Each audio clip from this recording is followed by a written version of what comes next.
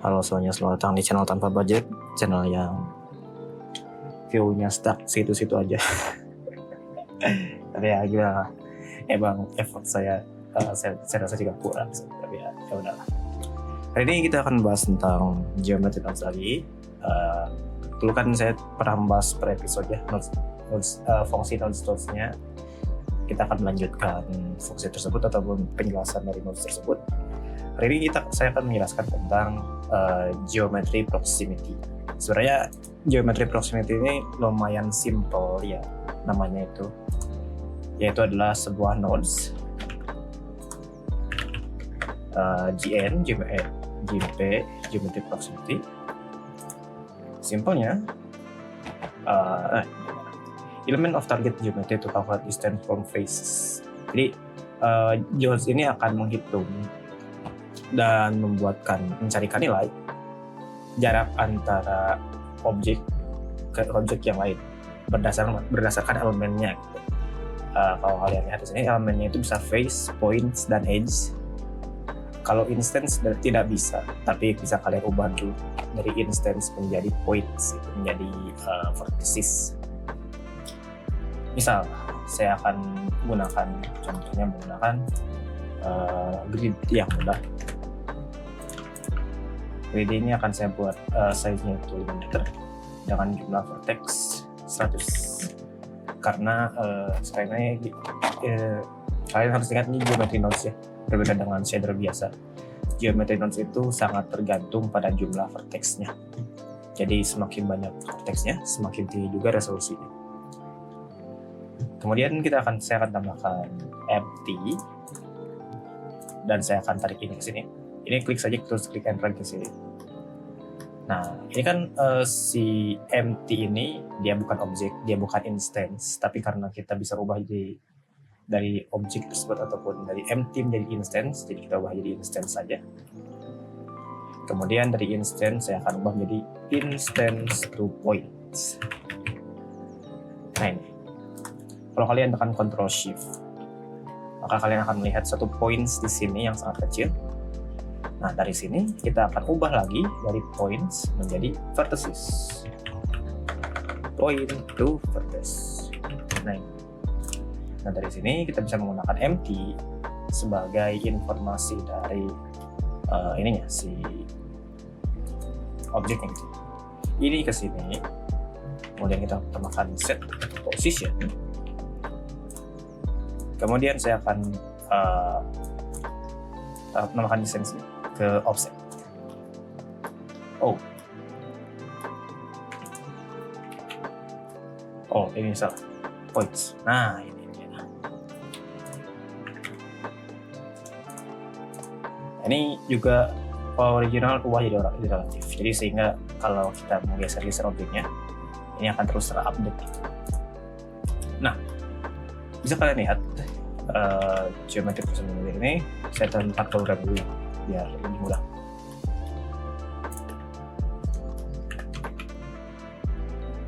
Selama dia memiliki ataupun dekat dengan satu objek, maka efeknya itu akan terasa gitu. Jadi geometry proximity ini akan menghitung seberapa jarak dari objeknya itu, kemudian kita bisa menggunakan value-nya itu atau nilainya itu untuk semisal melakukan displacement gitu. Saya akan coba gunakan ini sebagai efek untuk jadi semakin dekat si objek ini, si empty ini, maka beberapa vertex ini akan pindah ke atas gitu. Ini harus pindah ke atas ini. Nah, ini hasilnya seperti ini ya, karena si geometry proximity ini tidak mengenal jarak. Sejauh apapun si objek target kalian itu, maka akan langsung diambil tuh nilainya. Kita bisa batasi si nilai tersebut menggunakan map range misalnya. Dan sebelum di map range kita subtract dulu. Setelah di subtract map node agar dia diam di tempat itu.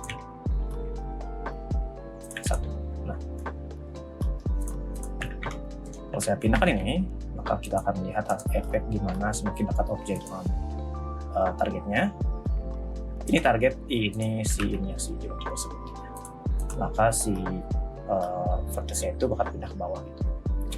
Kita juga bisa mengubah efek ini ataupun membalikan efek ini dengan cara tinggal ubah saja ini 1, ini 0, akan seperti ini, dan ini ubah saja menjadi addition gitu.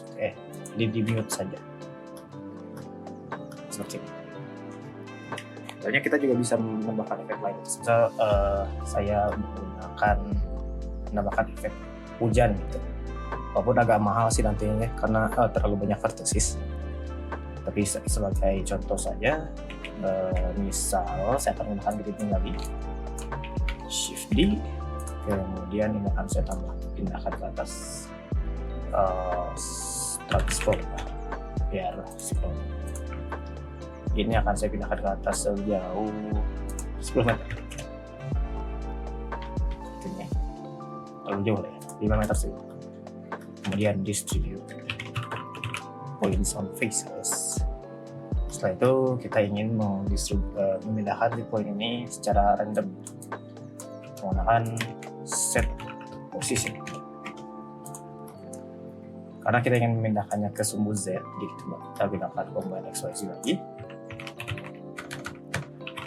Nah, ini.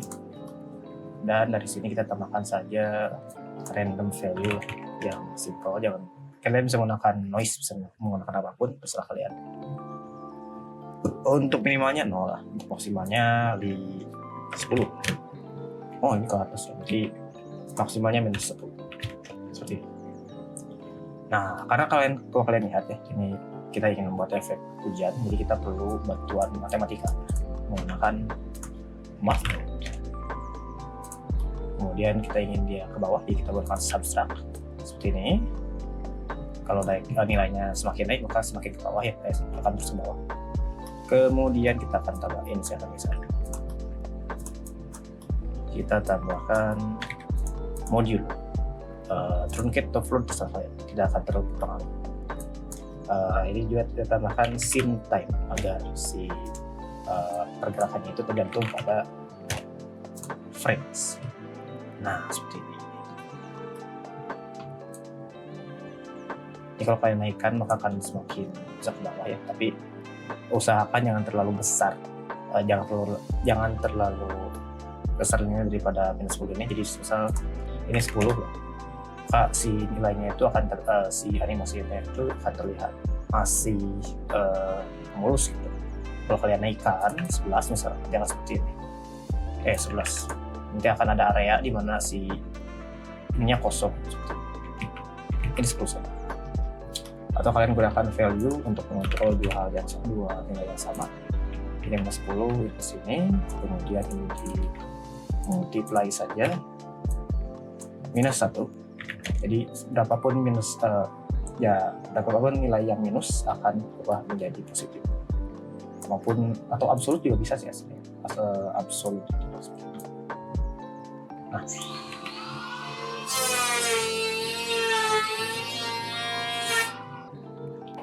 udah lah ya.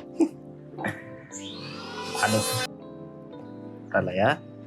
Kita lanjut.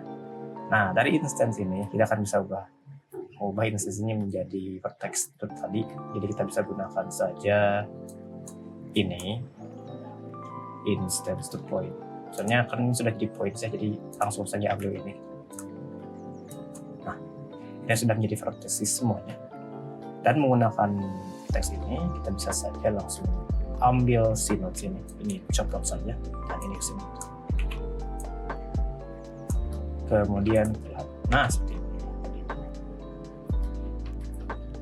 Kita bisa saja tambahkan color ramp untuk mengatur area si ininya. Nah, ini kalau saya naikkan maka akan terlihat seperti ini.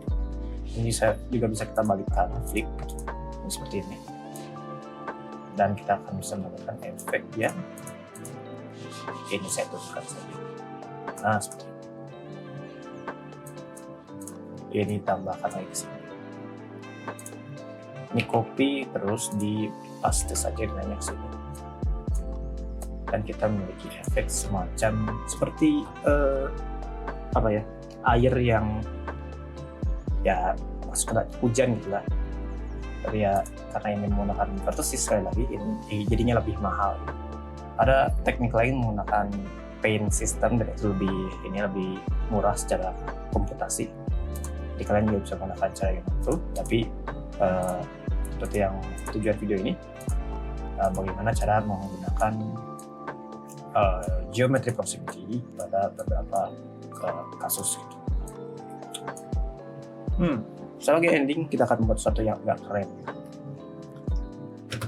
Saya akan masih gunakan nodes ini. Dan juga si MT ini akan saya pindahkan lah. Ini hapus dulu. Di sini, kemudian saya akan tambahkan icosphere.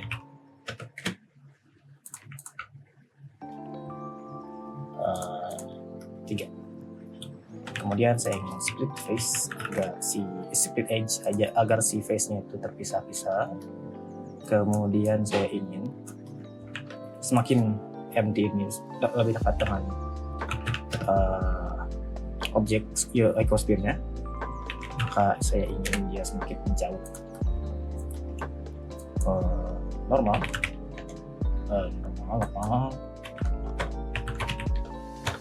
Kemudian vector mask.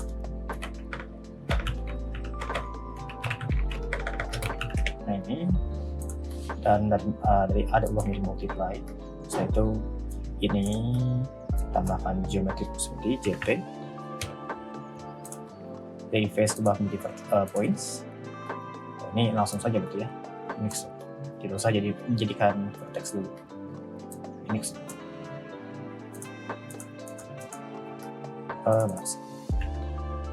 Sekarang kita kontrol si jarak akan map range tadi. Ini satu, ini nol. Nah seperti ini. Kita bisa membuat si efeknya itu berbeda di tiap sumbunya. Jadi kita bisa gunakan combine X1Z ini ke sini, dan tiga-tiganya resultnya ke sini.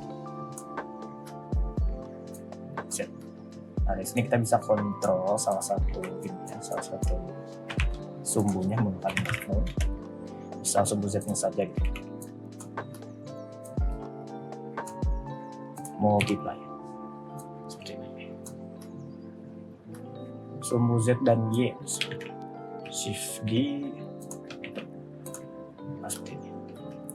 Jadi terlihat seperti efek meledak. Nah, karena ini juga sebuah map range, kita bisa mengontrol gradasinya menggunakan color ramp ataupun float curve agar lebih halus. Dari linear ubah menjadi baseline. Nah, seperti ini hitam.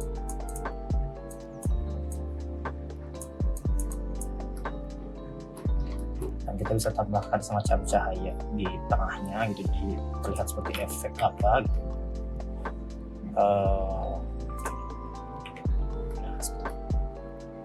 Kemudian tambahkan ambient, bloom, dan screen space reflection.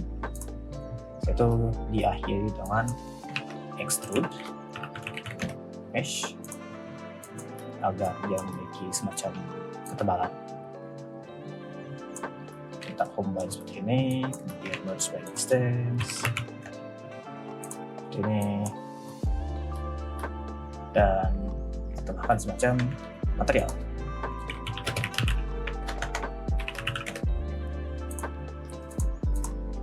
Shading, untuk shadingnya simpel saja. Kemudian warnanya agak biru dengan warna cahaya point yang agak merah. Kalau dia kita gunakan semacam volumetrics. Volume mau volume scatter ataupun principal volume tidak terlalu berbeda sih. Untuk density-nya turunkan dari 1. Ini kan objeknya 0,08 bisa kalau saya biasanya. Kemudian si point ini powernya naikkan 100 misal. Dan kita juga ingin ada cahaya dari luar, jadi saya tambahkan semacam area juga bisa sih.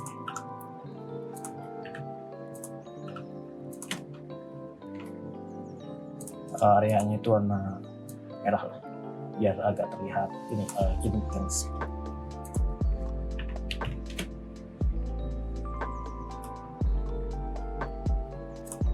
Dengan merah ini mungkin biru lagi. Nah, seperti itu. Kemudian dari sini kita dari mana sih? Yang area ini duplicate, dipetasi lagi ke sini. Ini mengarah ke sini. Bisa juga klik yang ini sih, jadi langsung mengarah ke objeknya gitu.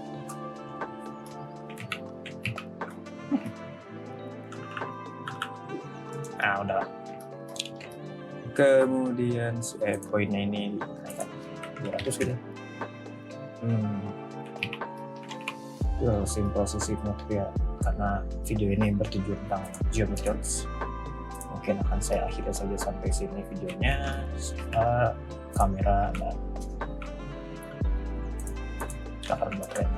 kamera poinnya.